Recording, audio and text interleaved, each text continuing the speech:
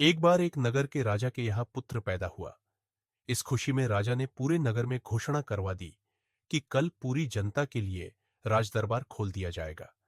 जो व्यक्ति सुबह आकर सबसे पहले जिस चीज को हाथ लगाएगा वो उसी की हो जाएगी। पूरे राज्य में खुशी का माहौल छा गया। सारे लोग खुशी से फूले न समा रहे थे। कोई कह रहा था कि मैं तो सोने के कलश पर हाथ लगाऊंगा, तो कोई कह रहा था कि मैं तो सोने के सिक्के पर हाथ लगाऊंगा। इसी तरह सारे लोग रात भर यही सोचते रहे कि सुबह वो किस किस चीज को सबसे पहले हाथ लगाएंगे।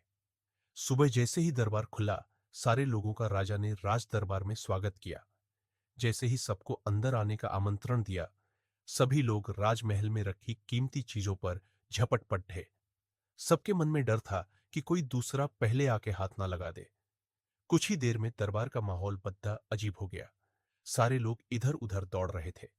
राजा अपने सिंहासन पर बैठा ये सब देख रहा था और राजा को बड़ा ही आनंद आ रहा था। अचानक एक छोटा सा बच्चा भीड़ से निकलकर आया और राजा की ओर आने लगा। राजा उसे देखकर कुछ समझ नहीं पाया और इतने में वो बच्चा राजा के नजदीक आया और उसने राजा को हाथ लगा दिया। अब राजा उसका हो चुका था, तो इस तरह राजा की हर चीज उसकी हो गई। जैसे राजा ने जनता को मौका दिया, वैसे ही हमारा ईश्वर हमें रोजाना मौका देता है कुछ पाने का। लेकिन हम नादान हैं और ईश्वर की बनाई हुई चीजों को पाने में अपनी पूरी शक्ति लगा देते हैं। किसी को कार चाहिए तो किसी को बंगला, किसी को पैसा तो किसी को शान शौकत। रोज भगवान से प्रार्थना में भी भगवान की ही चीज मांगते हैं।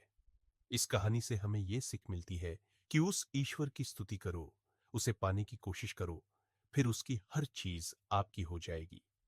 ऐसी ही और कहानी सुनने के लिए हमारे चैनल को फॉलो और सब्सक्राइब करें।